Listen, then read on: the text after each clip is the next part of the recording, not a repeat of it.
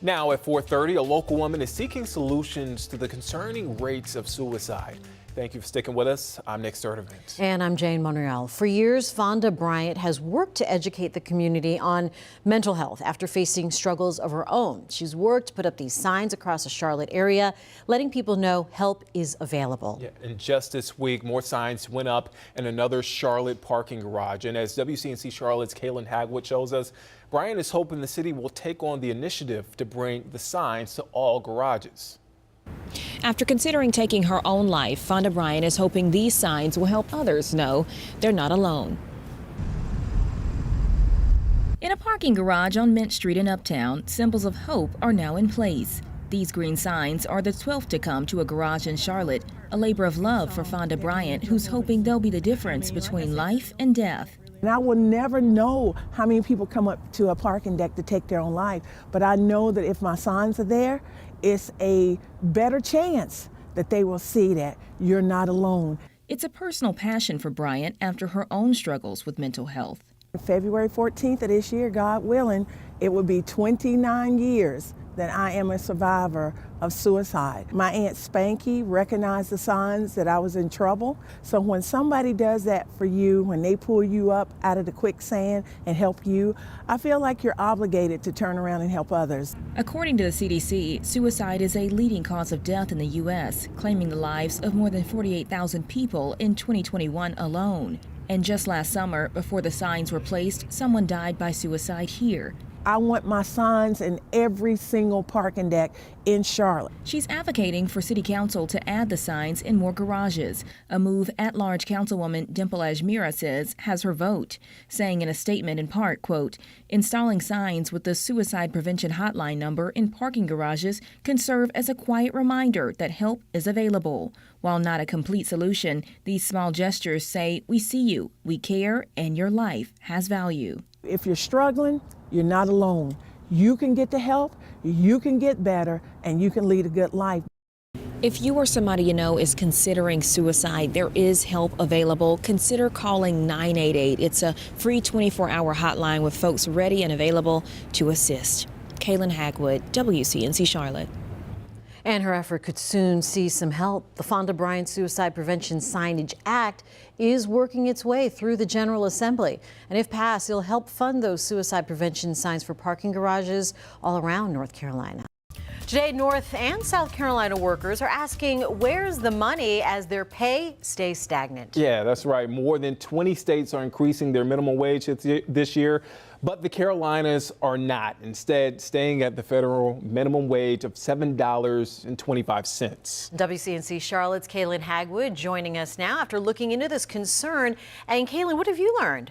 Well, if you take a look at this map, the states that are highlighted in yellow increased their minimum wages to various amounts this year. The highest increase being out in Washington state, where their minimum wage increased to more than $16 an hour. Now, much of the South, though, not choosing to make that increase this year. North and South Carolina, as you mentioned, remain at $7.25 an hour, which is the lowest you can offer most employees based on federal law. Now, that number hasn't changed since 2009, and some workers and analysts say it's just not enough to make ends meet. Eric Winston is a cook living out in Durham. After making minimum wage for much of his life, he's now working to advocate for others. To say it was hard was, it's just a really microcosm of really what was going on. It was not to say hard. It was basically survival. It's a humanitarian issue. You as lawmakers are supposed to represent us. Well, the other side of raising wages is often the strain it puts on businesses, and some small shops say they won't be able to survive an increase. Larger businesses like Pizza Hut also feeling the effects, with some franchise owners in California reportedly planning to lay off more than 1,000 drivers and rely on DoorDash to cut costs. Coming up at 5, we take a closer look at the issue with a South Carolina lawyer and hear from one employer who says the increase is stretching him thin. Kaylin, tough position to be in. Yeah, as he mentioned, it's tough. It's tough out there. Absolutely. Thank you so much, Kaylin.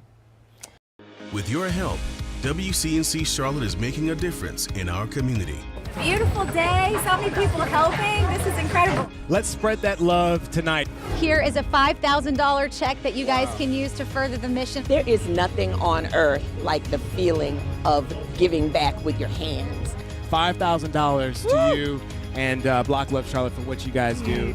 If you'd like to make a difference, go to WCNC.com/make-a-difference now. 6:09 this morning, and we're asking where's the money? Now this time, it's to boost your credit score. Good morning and happy Wednesday. We've been talking about making money goals heading into the new year, and one of those priorities that are topping the list is paying down your debt. It's why Money.com has some tips on how to boost your credit score. So starting with this, understanding how your credit works. Each time you use a credit card, that transaction is reported to at least one of the 3 major credit bureaus, and they're going to track what you buy, when you pay, and how you use those cards overall. Now, one of the numbers you should keep an eye on the most is your utilization. So spending about 30% or less of your credit card balance and then paying that balance down to 0 every single month. It is one of the fastest ways to bring up your credit score. Now, another fix is this, though. You want to remove as many negative items as possible from your credit report. These can be missed or late payments, unpaid debts, or any debts that have been handed over to a collection agency. Now, sometimes those items are going to stay on your report longer than they're supposed to. And about 20% of us have those kind of inaccuracies in our credit information. And we've got some advice as well. So you want to get a copy of your credit report. You can do that by going to the website for, again, any of these credit bureaus. You get a free one every year. Then you can send a letter or fill out an online dispute form to contact the bureau. You're going to want to include all of the relevant documents that support your claim. And then you want to explain why you believe the disputed information is inaccurate. After that, you just got to wait. If a bureau finds that information on your report to be wrong, they're going to remove or update those details. And then you should also get a copy of an updated credit report that reflects any of those changes. Kia, thanks. Well, many of you know the phone number, 867-5309. Yes. It's not just Jenny's number, though. A local man bought the Charlotte area version of this number over a decade ago because of the popularity. Yeah, he uses it for different reward accounts like grocery stores across the Carolinas. And since it's so well known, other people, they use that number too. And that's where the problem begins. WCNC Charlotte's Austin Walker explains how Jenny's number is creating anything but a good time. If I can find out where the Friskies are. Picking up a few things at his local Food Lion. This is my buddy girl's favorite right there. For his cat buddy girl, Chris Ox scans his items at the register and types in his phone number for rewards, one you might recognize. The Charlotte version with the same last 7 digits as Tommy Two-Tone's 1981 hit 8675309 or Jenny. So when I got that number, it was probably one of the things off my bucket list, actually. And every time Ock checks out and enters his number, it shows how much he has saved for the year. It's $92,965 is what I've saved. Which means he must have spent millions of dollars at Food Lions across the area. Within the year, it's with the year profile. But how is that possible? For him, it's not. Ock suspects when someone doesn't have an account, they use his phone number so they can save some money. At the bottom of the rewards app, you have a choice to donate your savings to a good cause, and that's what Ock was looking to do. But out of the blue, they called me up and they said, by the way, your phone number cannot be used anymore. Food Lion disconnecting Ock's version of Jenny's number. When his number was turned off, his savings dropped to 0. I want to make sure that they use what's going in there. We reached out to Food Lion about the phone number. The company says due to high volume of activity associated with the number, their system alerted a potential misuse. And as for the charitable donations, Food Lion says, quote, the customer has the ability to donate an average of $20 a month from the savings. Not the full $92,000, but about $240 for the year. But I guess it caused such a panic that they had to turn it back on. Now I've saved $7,000 in 2 weeks. Food Lion says one family or household should only use that phone number, so the store plans to deactivate the number again. I got a call to say that they're shutting me down. And they said, well, we can do whatever we want here at Food Lion. You can't use your phone number anymore. Pick an alternate number. A classic song causing quite a stir, while Two-Tone pleading with Jenny to not change. Food Lion doing the opposite. Austin Walker, WCNC Charlotte. Verify, WCNC Charlotte. Verify is all about trying to make a difference in the community by making sure that the community has the correct information. This is what we know. and hey, this is what we don't know, sometimes you're actually surprised by the answer. Verify the difference. Verify is a great way to combat that misinformation, making sure that people know the process of the reporting. As we discuss the potential for a wintry mix and severe weather in the Carolinas this weekend, it's important to discuss your car's safety too. WCNC Charlotte's Megan Bragg is looking into a claim that says you can improve your tire's traction by doing this one simple trick. But is it safe? Let's verify. WCNC Charlotte viewer Claire C. emailed us asking to verify a claim she saw online. Letting air out of your tires can improve traction. But is this true? Let's verify. Our sources are Nationwide Mutual Insurance and Harold Sarmiento, General Manager at Cerdos Tires and Service. According to Nationwide, an important part of maintaining a car is making sure your tire pressure is where it needs to be. The levels can vary depending on what type of tire you own. In fact, your recommended tire pressure will be printed on a label inside the driver's side of your door. There's a sticker that shows what's the pressure on the tire should be per manufacturer of the car. But what if you manually release some of the air in your tire? Can that help maintain traction in snowy, slushy road conditions? Sarmiento says yes. However, you should only do this in an emergency situation.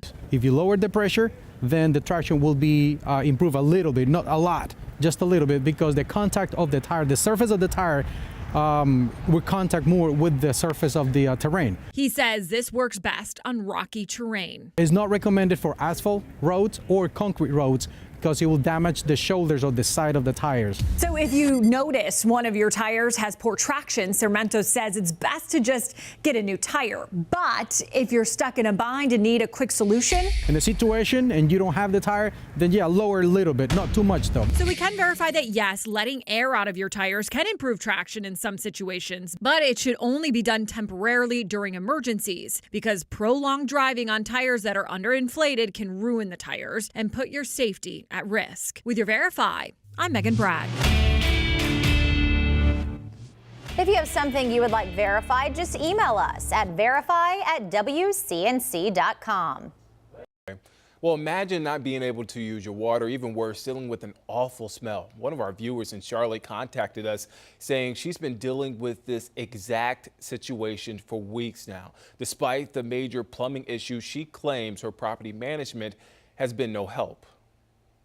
The holidays have been anything but merry for Amanda Monio. I've had to stay at hotels, had to stay at friends' places. It's a frustrating situation she says started a couple of weeks ago. I had an issue where took a shower and I noticed none of the water was going down. And I called the maintenance line and I explained what was going on. So 2 days later, not even right away, they sent Charlotte Plumbing out, and Charlotte Plumbing deemed that the issue was a root blockage from the oak tree. Amanda lives here on Cricketeer Drive in the University Park North area of Charlotte. She says the plumbers had to bust a pipe open to get the water to drain properly. Amanda claims her property management company, Evernest, was sent an estimate. So I guess my landlord didn't really get back to me, but sent someone else out for a separate estimate. But she claims that was 2 weeks ago. And since then, it has been 2 weeks of me emailing every day, calling every day with no response as to what's happening. Charlotte Plumbing told me not to use the water because I can't. And Amanda says to make matters worse, the blockage of where the oak tree is and where they busted the pipe, it just smells horrible. I feel bad when the mailman walks by because I can see they're dodging it. That's when Amanda reached out to us. And we did some digging. We found out Evernest manages thousands of properties in well over 24 cities across the U.S., with numerous listings in Charlotte alone. I don't understand how a landlord can do that to someone when it's such a health hazard. And we have reached out to Evernest to get answers about the situation. We haven't heard back yet. Now, if you have tips like this viewer, you can share them with us by emailing newstips@wcnc.com. Stuff, and as we learn more, we'll certainly keep folks posted. We do have to talk about that forecast, though. It's going to change quickly, too, KJ. We're looking at the Futurecast radar. Sounds like we're in for a lot of rain, and other communities could be in for more than that, right? Absolutely, guys. We're getting widespread showers. It's coming in. We just had the rain on Saturday. So really, it's like clockwork. You can almost mark your calendar these days, especially this time of year. So let's take a look right now at Tuesday. It's going to be a weather-aware day. We want you to be weather-aware, to not be caught off guard as the storm system moves towards us. Now, tomorrow will be a quiet day, but just know that Tuesday is the day to have a heads up at what we can expect here. Now, it's going to be a low to medium risk for severe weather, primarily south and east of Charlotte. We could have the more heightened risk for a few storms to turn severe. But aside from any storm turning severe, we're looking at widespread rainfall as well as strong winds capable of producing damage as well as knocking out power. Some of you could be in the dark as the system moves in. But for tonight, that is not the case. We do have some snow accumulations in the mountains for tonight. A little bit of isolated snow still ongoing there. In addition to it, most of you across the Charlotte area are dry. But as we keep it in the mountains, we do have conditions cold enough as they are making snow right now at Beach Mountain. For those of you in the Charlotte area, all is clear and calm for tonight. We will have some very cold temperatures overnight, but for right now, we're sitting in the 30s, upper 30s in Charlotte, around 40 in Monroe and surrounding areas.